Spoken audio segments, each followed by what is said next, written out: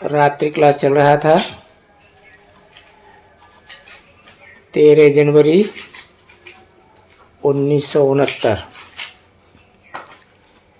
दूसरे पेज के मध्य में बात चल रही थी।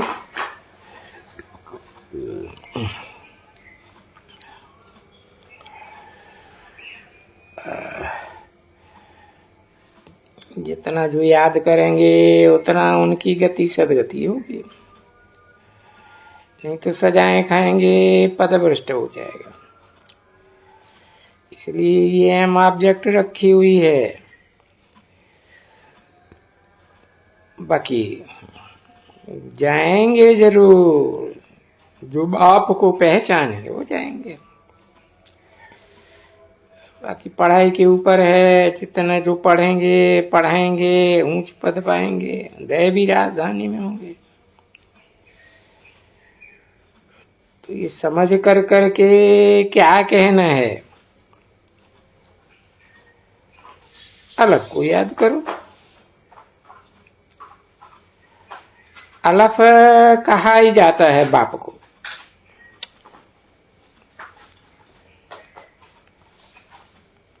हर के कंबाइंड बाप हैं। आत्माओं का बाप और इस मनुष्य सृष्टि का बाप।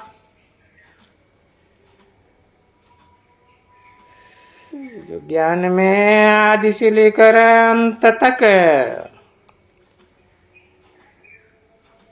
अलफ मन खड़ा ही रहता है पुरुषार्थ में।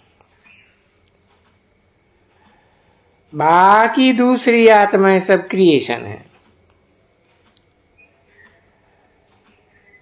तो क्रिएशन से क्रिएशन को कभी भी वर्षा नहीं मिलता है।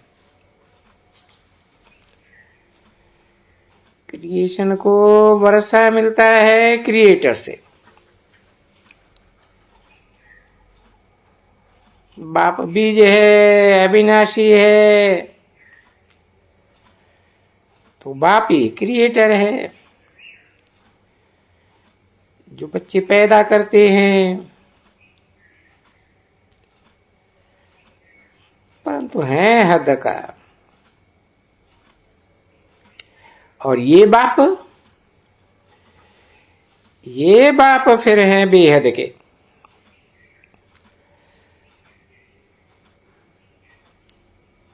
सभी आत्माओं का बाप, सभी मनुष्य मात्र का बाप, दोनों कंबाइंड बेहद के बाप हैं। तो वर्षा मिलता ही है बाप से बच्चों को। और ये है बेहद का बाप। तो बेहद का बाप बेहद के सभी बच्चों को वर्षा देने वाला है। बेहद के बच्चे कौन? जो पूरे 84 जन्म लेने वाले हैं।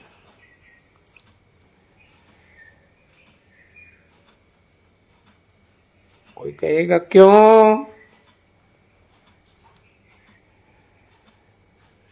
तुम जब ही स्वर्ग में होंगे तो सदगति में होंगे। बाकी दुनिया में जो इतने करोड़ हैं वो सभी शरीर छोड़ करके आत्माएं अपने गति में पहुंचेंगे।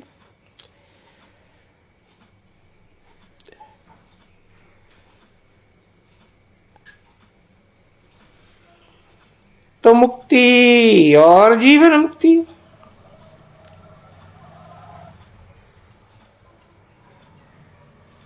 गति और सदगति,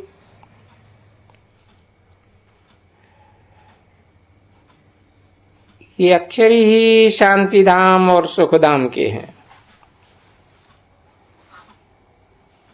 सदगति माना शरीर के साथ सदगति, जहां सुख ही मिलेगा दुख नहीं मिलेगा। और गति माना शांति धाम।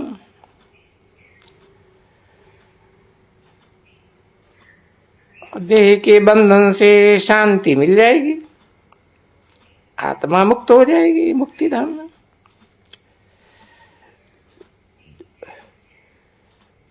तो याद ही ये करो, शांति धाम और सुख धाम, समझो ना। पहले है शांति धाम में,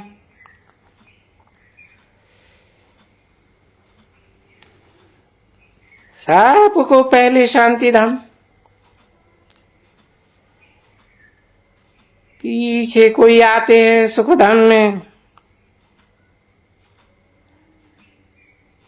तो पीछे तुम बच्चे आते हो ना सुख धाम में। अभी फिर से शांति धाम सुख धाम में जाना है ना,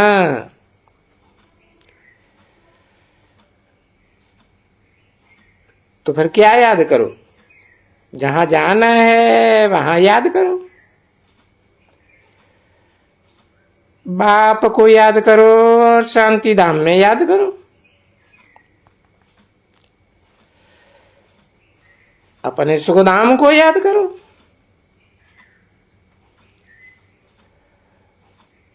और सुख धाम के बाद फिर दुख धाम तो आने वाला ही है।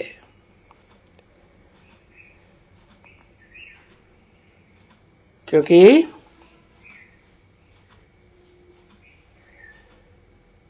घर जाना है, बाप के घर जाना है, तो घर को याद करना है। बाप की याद से घर जाएंगे,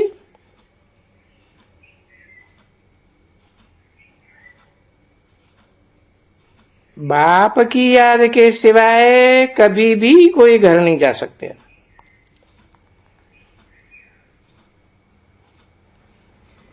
क्योंकि घर जाएगा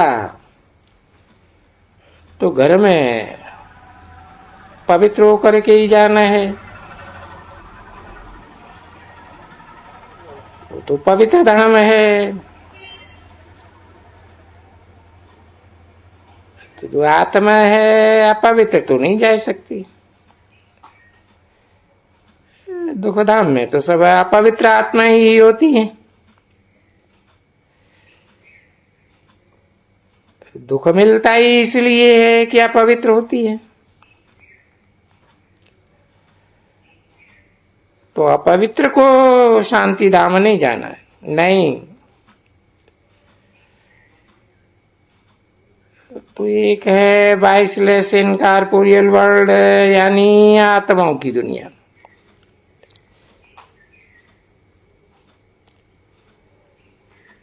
बाद में होती है सतयुग में इनकॉर्पोरियल और कॉर्पोरियल, देवताओं की दुनिया। क्योंकि देवताओं की आत्माएं निराकारी भी है और शरीर से साकारी भी है। तो वहां कहेंगे कि सिर्फ कॉर्पोरियल में ही रह सकते हैं।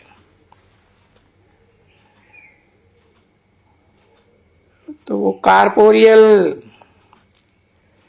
शरीरधारी और इनकॉर्पोरियल आत्मा यानी निराकार और साकार शरीर।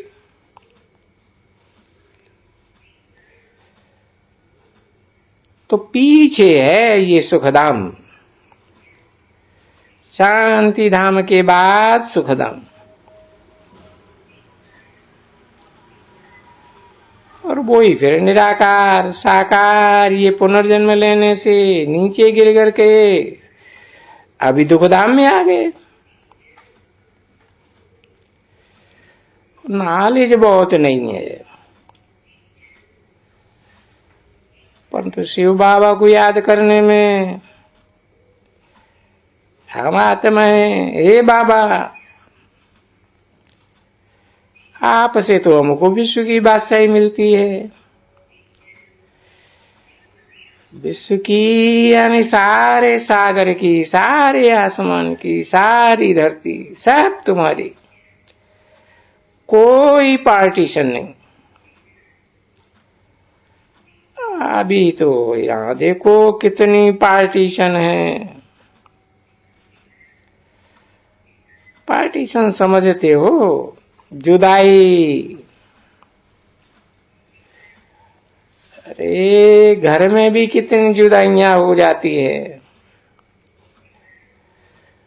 आपस में लड़ पड़ते हैं, जुदा हो जाते हैं।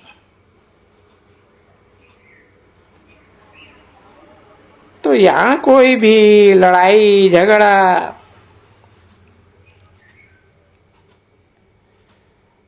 और वहां सुखधाम में भी नहीं।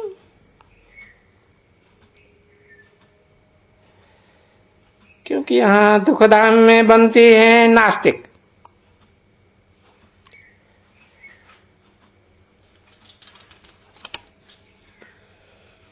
बाप को पहचानते नहीं तो नास्तिक। कोई भी बाप को नहीं जानते। और सतयुग में रहते हैं आस्तिक।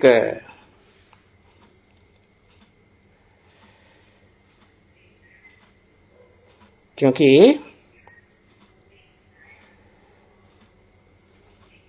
जो सतयुग का मालिक है वो आत्मा तो इस दुनिया में रहती है ना।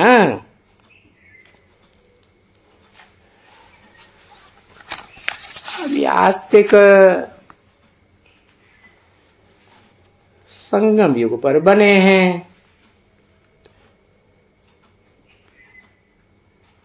ऐसे नहीं कहेंगे कि सतयुग में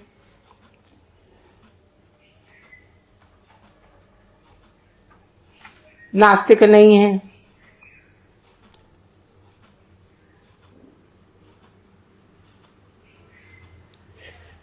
नहीं, यहां नास्तिक हैं।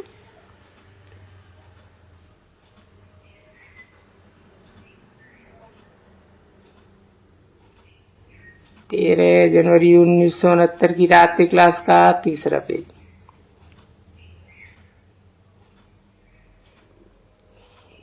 तो गाया हुआ है विनाश काले विपरीत बुद्धि विनश्यते।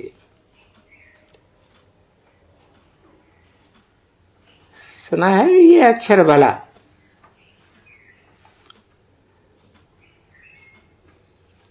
तो फिर ये विनाश का काल है ना बच्ची।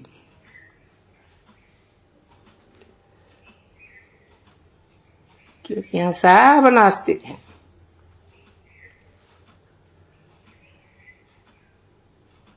विनाश का काल है क्योंकि चक्कर तो फिर नहीं है ना।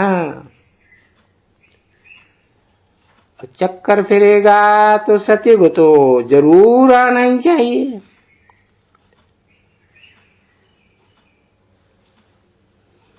तो फिर ये विनाश काले विपरीत बुद्धि किसके साथ? बाप के साथ। क्योंकि बाप को ही नहीं जानते तो नास्तिक हुए ना। तो भी देखो कैसी विपरीत बुद्धि, बहुत विपरीत बुद्धि।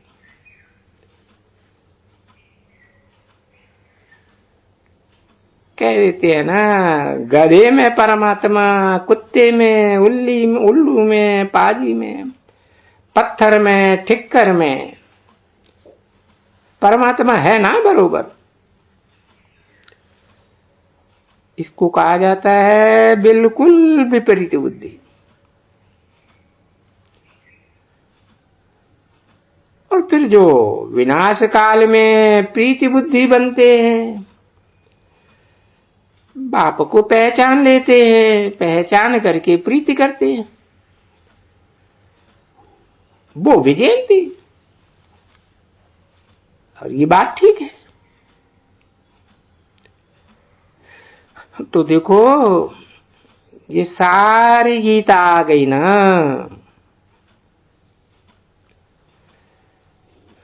तो जितना याद करेंगे इतना सब पाप कटते जाएंगे। और पीछे जितना याद करेंगे इतना ऊंच पद मिलेगा। कम याद करेगा तो पाप सब कटेंगे ही नहीं, और सजा खाएंगे तो जितनी सजा खाएंगे उतना पद कम मिलेगा।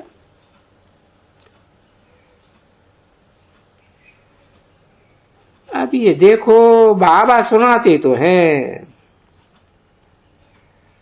परंतु पिछाड़ी जो माया है ना, रावण, वो घड़ी घड़ी भुलाए देते। इसका एक नाटक भी होता है कि भगवान अपनी तरफ खींचते हैं, माया अपनी तरफ खींचती है। क्योंकि आधा कल्प है रावण का राज्य, आधा कल्प है राम का राज्य।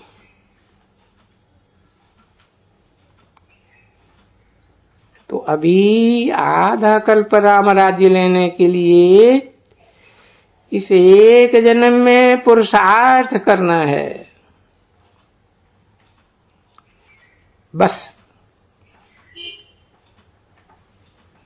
क्योंकि ये पुरानी दुनिया का अंत है।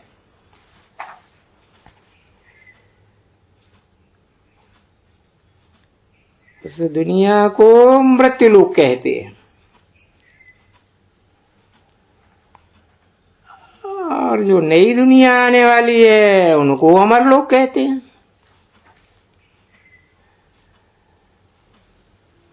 वहां काल होता ही नहीं, किसी को काल खाता नहीं।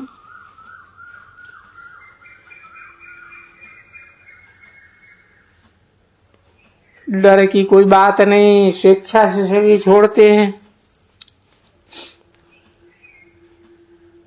समझा ना बच्चे?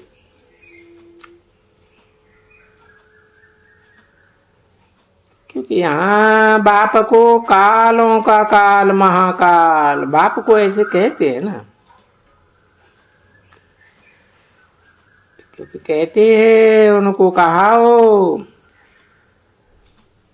हमको साथ में ले जाओ। तो देखो काल ले जाते हैं ना, फिर सबको ले जाओ,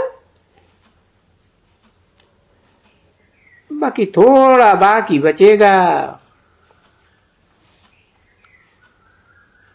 क्योंकि बुद्धि से काम लेना है कि सतयुग में सिर्फ देवताएं होंगे और धर्म वाले थोड़े ही होंगे। सो भी देवताएं थोड़े होंगे।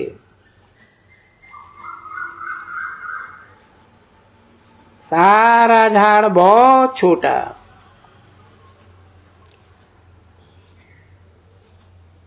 और अभी देखो कितना बड़ा मनुष्य सृष्टि का झाड़ है,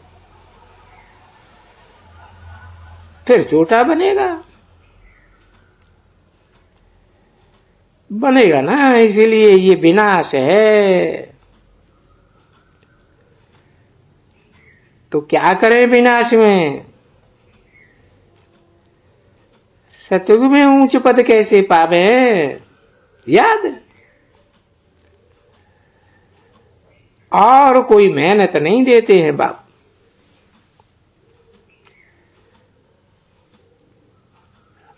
अलफ को याद करो,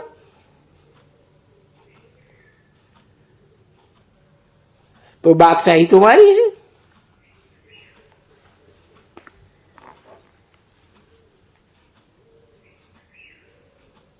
तो पहचानो अलफ को कि वो कौन है जो आदि से अंत तक पुरुषार्थ में खड़ा रहता है। और अलफ के पीछे बे है ना, बे माना बादशाह। तो अलफ को याद करो, बाप को याद करो, तो वर्षा तुम्हारा है। और वो दुनिया में तो है हद का वर्षा, ये है बेहद का वर्षा, और ये है संगम युग जहां बेहद का वर्षा मिलता है।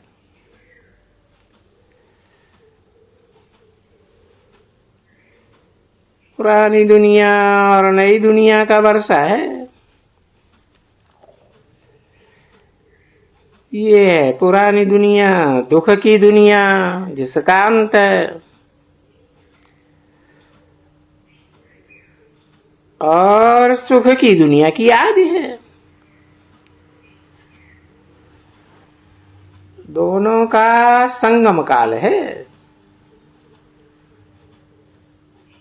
तो ये समझना सहज है ना,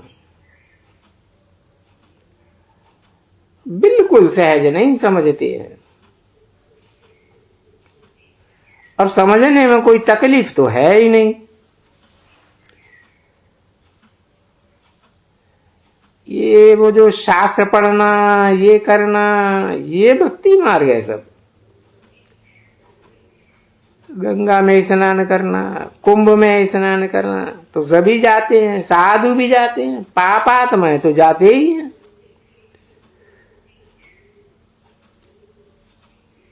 अगर पुण्य आत्मा होते तो गंगा में क्यों जाते स्नान करने? अब गंगा कोई पतित पावनी है क्या? नहीं, पतित पावन तो एक परमात्मा। ये गंगा गंगा वो तो सदैव है ही है। सतयुग से लेकर के यहाँ कलयुग के अंत तक ये नदियां तो हैं ही हैं।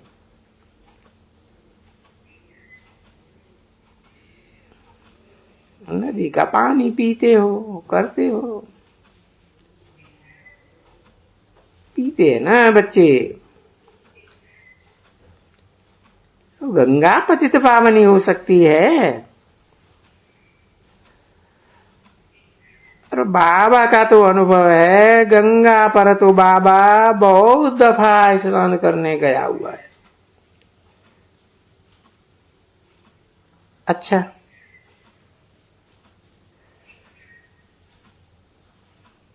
पता है रहता कहाँ था? वहां एक मालवाड़ी का बंगला है। बहुत मालवाड़ियों का बंगला गंगा के किनारे में है, और वहां हम जाकर के बैठते थे। नीचे गंगा बहती है, मैं वहां टट्टी फिरता था, और वहां सब घर की भांति। अभी उसको कोई पतित पावन कहेंगे?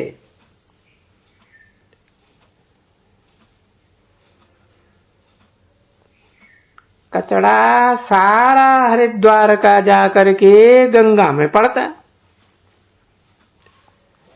नहीं तो कहां जाएंगे? बरसात पड़ करके सारा कचड़ा गंद है, सारी बात मत पूछो, सब गंगा में जाकर के पड़ते थे। अभी वो गंगा को पतित पावनी कहेंगे? विचार करो। तीर्थ पर तो जाते ही होंगे जरूर।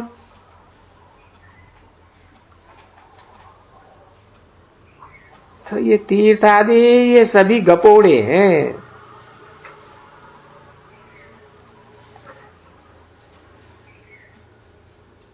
तो ऐसे ऐसे गंदे काम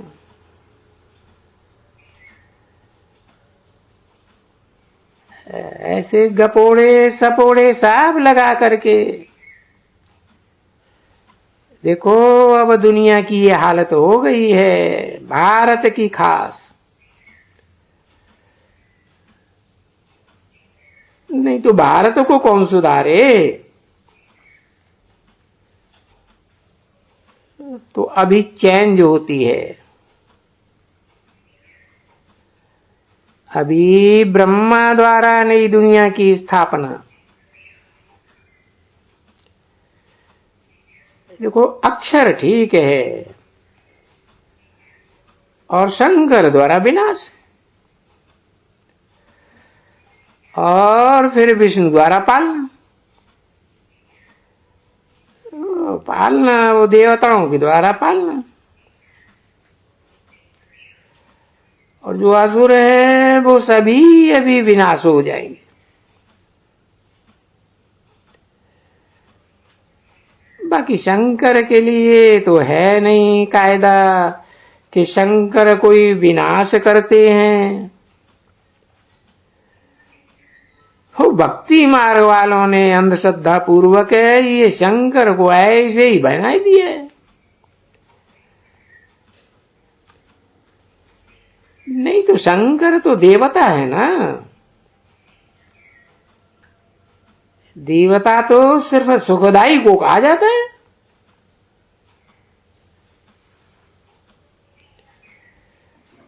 बच्ची अगर कहते हैं तो देवताएं कभी वो मारते नहीं है, न खुद मारते हैं न कोई से मरवाते हैं,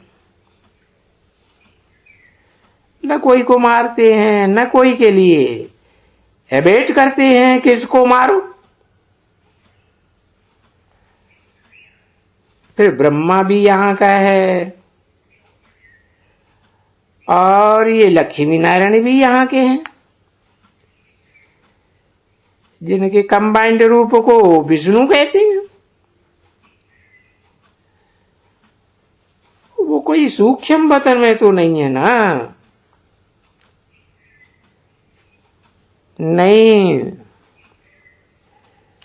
देखो ये लक्ष्मी नारायण यहाँ भारत में थे ना, राजा ही करते थे भारत में। वेद की सुनाएंगे कथा।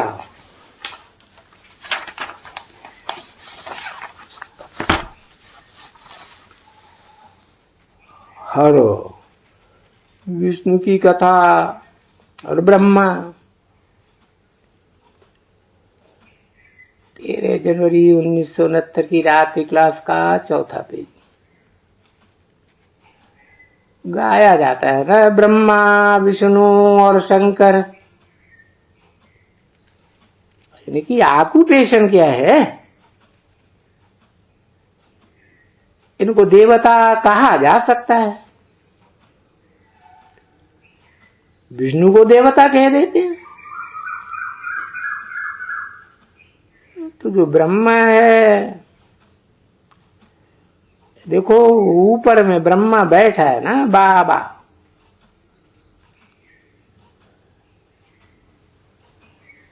ये देखो इस ब्रह्मा को तो कोई जेवर मणियां आदि है ही नहीं, है कोई? अच्छा, उन विष्णु को देखो कितने जेवर मणियां आदि हैं।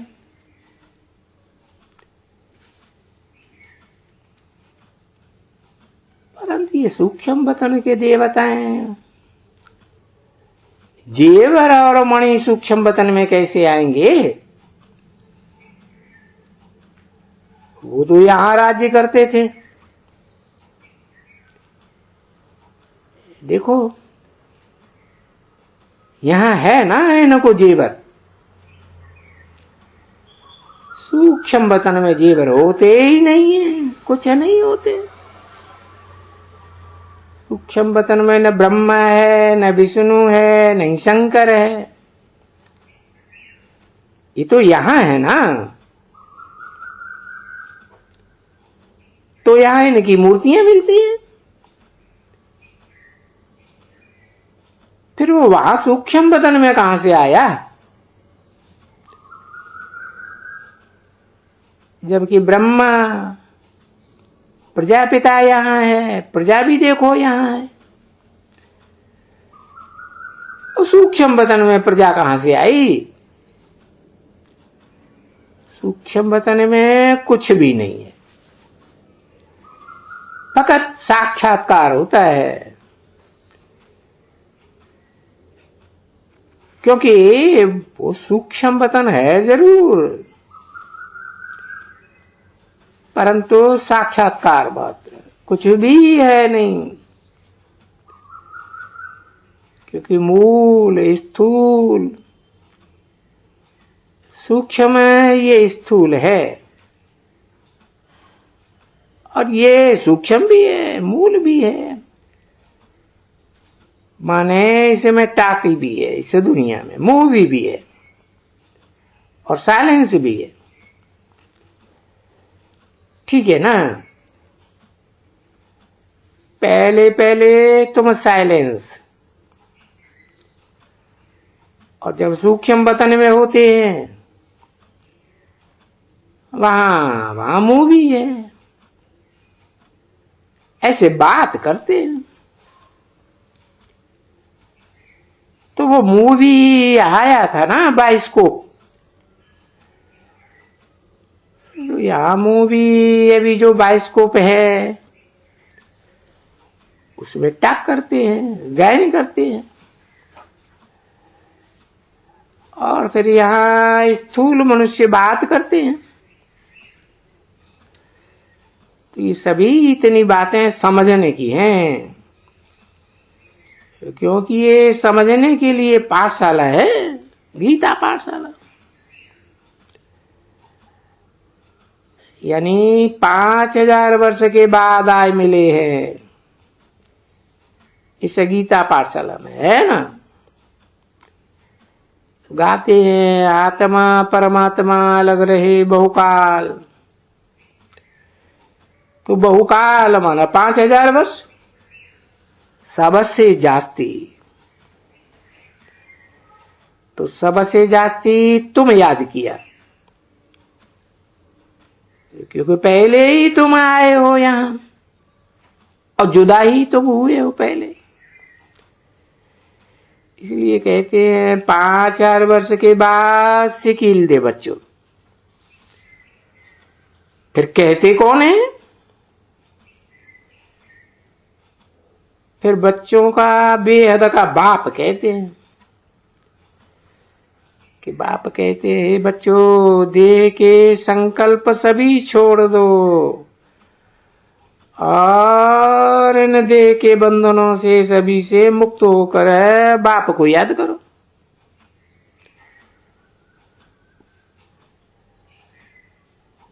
तो भैया बाप को याद करने से तुम्हारा जो भी जन्म जन्मांतर के पाप चढ़े हैं द्वापर से लेकर करके वो सभी भस्म हो जाएंगे।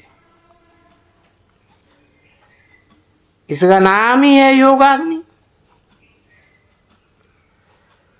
तो योग अक्षर है, सन्यासियों के लिए भी योग अक्षर है, हठ योगी है। तुम हो राजयोगी। अभी बाप को याद करो। बच्चों के प्रति नंबरवार पुरुषार्थ अनुसार याद प्यार और गुड नाइट। फिर बाप कहते कि मीठे मीठे सिकील दे रूहानी बच्चों प्रति रूहानी बाप की नमस्ते। अरे नमस्ते क्यों, ये भी फिर उनको बताओ कि नमस्ते क्यों कहते हैं। कि बाप कहते हैं मैं तुम्हारी निष्काम सेवा करता हूं और मैं स्वर्ग में नहीं आता हूं, कभी भी नहीं आता। मैं स्वर्ग देखता भी नहीं, इसलिए तुमको नमस्ते करता हूं। ओम शांति।